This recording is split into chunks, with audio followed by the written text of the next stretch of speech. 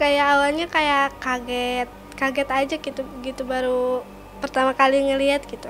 Tapi lama-lama nggak apa-apa. Padahal ini ketutup, nggak ada orang, belum pada bangun gitu. Kayak ada orang mau buka pintu, sering kayak gitu, gedor-gedor gitu. Ada sosok kakek-kakek katanya di kamar. Tapi saat ada satu ruangan yang nggak boleh dimasukin, kata bapak, itu nggak boleh ada yang masuk ya gitu, kamu jangan masuk ke situ.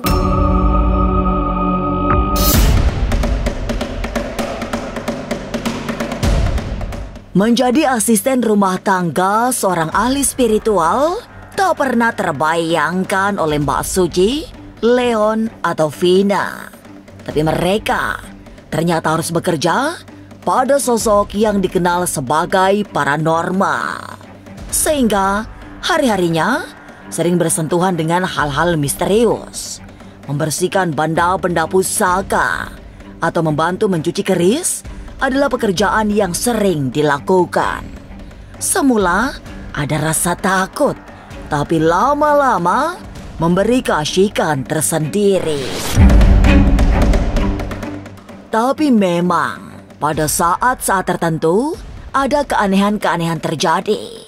Misalnya saja, merasa diawasi padahal rumah sedang sepi. Tapi benarkah di rumah Sujung ada ruangan yang tidak boleh dimasuki oleh siapapun? Mengapa asisten Eyang Rati mulai tertarik belajar hal-hal mistis? Jangan dulu berlalu, masih akan banyak keganjilan terjadi di sini. Dan jangan lupa subscribe, like, share, dan komen agar tak ada yang terasa ganjil di sekitar Anda.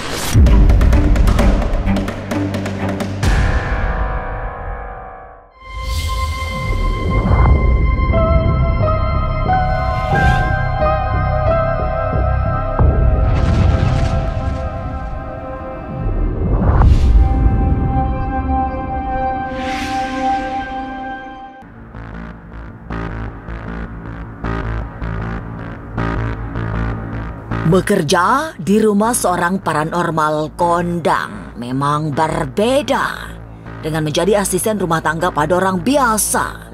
Ada rasa takut yang melebihi kewajaran. Karena takutnya bukan kepada manusia, melainkan hal-hal yang tidak terlihat. Itu pula yang dirasakan Mbak Suci yang bekerja di rumah Eyang Rati. Merasa ada bayangan yang lewat secara tiba-tiba dalam satu kelebatan adalah hal biasa yang nyaris setiap hari dialami. Pada saat beberes rumah, Suci juga sering merasa seperti ada yang mengawasi, padahal rumah sedang sepi. Ya sering kalau gitu lagi kayak nyapu aja kemarin di sini pagi-pagi gitu kan. Padahal ini ketutup, nggak ada orang, belum pada bangun gitu. Kayak ada orang mau buka pintu, sering kayak gitu, gedor-gedor gitu. Ini di sini tempat sembahyang Eyang gitu, tempat fokus ritualnya Eyang. Kalau kayak sekilas yang lewat atau apa sih sering. Cuma kalau saya kan nggak terlalu diiniin gitu kan, jadinya udahlah gitu. Yang penting mah kitanya nggak aneh-aneh gitu. Menyadari selalu ada sosok yang seolah mengawasi gerak-geriknya, Mbak Suci tidak berani berbuat macam-macam. Apalagi jika sedang disuruh membersihkan debu-debu yang menempel di benda-benda pusaka. Selama ini, ia juga sudah diajari cara memperlakukan setiap koleksi pusaka Eyang Rati. Tidak sulit untuk mengerjakannya, karena hanya perlu bersikap santun. Selebihnya, sebelum memegang pusaka, wajib membaca bismillah. Kalau lagi kayak mau megang apa kata yang permisi dulu, bismillah dulu, kata yang takutnya kan ini kan ada yang jagain, kata yang kayak gitu. Jadi kalau ada apa-apa bilang permisi aja atau maaf, jangan ganggu gitu aja. Ya kayak keris-keris kayak gitu, sering kayak batu-batu permata kayak gitu, sering ya. Kan kita sering beresin gitu, lap-lap gitu kan, disuruh sama Eyang gitu kan, kalau pas lagi kata Eyang suruh bersih-bersih gitu, bersihin kamar ini, beres-beres gitu kan, sering suruh dilapin kayak gitu. Cuma kalau mau pegang apa-apa tuh ya kayak gitu, permisi dulu, assalamualaikum apa gimana gitu. Jadi kan posisi kita nggak tahu gitu kan, nggak tahu apa-apa, jadi takutnya apalah gitu. Sering sih sering kayak ada yang merhatiin aja gitu. Banyak yang misterius dirasakan asisten rumah tangga Eyang Rati. Apalagi saat rumah sedang sepi. Lalu bagaimana dengan asisten rumah tangga Suhujung? Benarkah mulai tertarik ikut mempelajari spiritual? Jangan kemana-mana, tetap subscribe, like, share, dan komen agar tak ada yang terasa ganjil di sekitar Anda.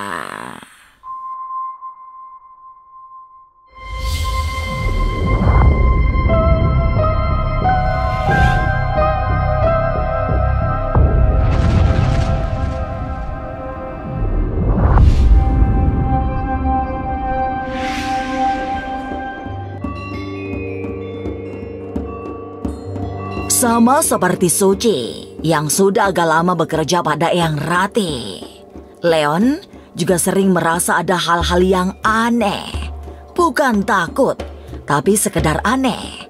Sebab sudah sejak di rumah, ia terbiasa dengan dunia gaib. Apalagi orang tuanya juga termasuk yang gemar dengan misteri. Selama menjadi asisten Eyang Rati, Leon juga tidak memiliki rasa takut. Termasuk saat harus merawat benda-benda pusaka koleksi Eyang. Sini saya sebagai yang bantu-bantu Eyang gitu. Iya, bantu-bantu Eyang. Seperti kalau misalkan ada ritual atau gimana yang ngelayani Eyang apa gitu yang suruh. Ya, saya yang ini ya.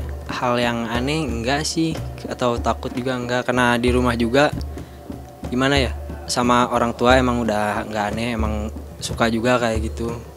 Kalau yang enggak boleh disentuh sih enggak ada ya, paling kalau misalkan pegang-pegang benda yang kayak gitu jangan sampai lupa baca itu bismillah dulu. Sebagai orang yang kerjaannya membantu Eyang Rati menyiapkan ritual, Leon terbiasa dengan aroma-aroma misterius. Walaupun tidak ingin terlalu dalam mempelajari hal-hal gaib, tapi ia sering digoda oleh rasa penasaran. Apalagi ada seorang kawannya yang juga bekerja pada Eyang Rati, sering menyebut bahwa kamarnya dihuni sosok kakek-kakek yang membuat merinding. Cuman kalau misalkan dari orang yang bisa ngelihat gitu kan, ada yang kerja juga yang lainnya, dianya bisa ngerasain atau gimana gitu. Ada sosok kakek-kakek katanya di kamar.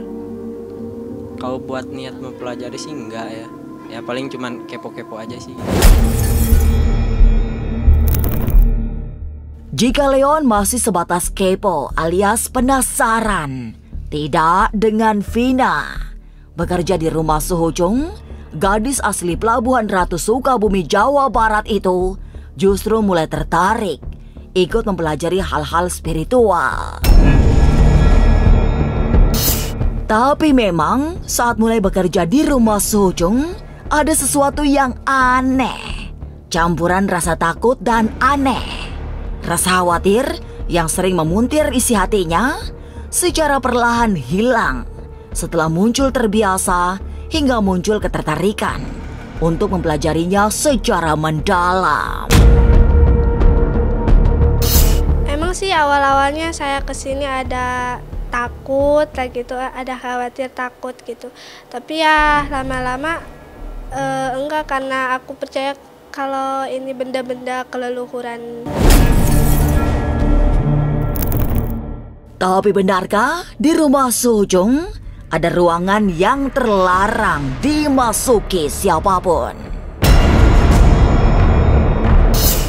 Jangan kemana-mana, tetap subscribe, like, share, dan komen agar tak ada yang terasa ganjil di sekitar Anda.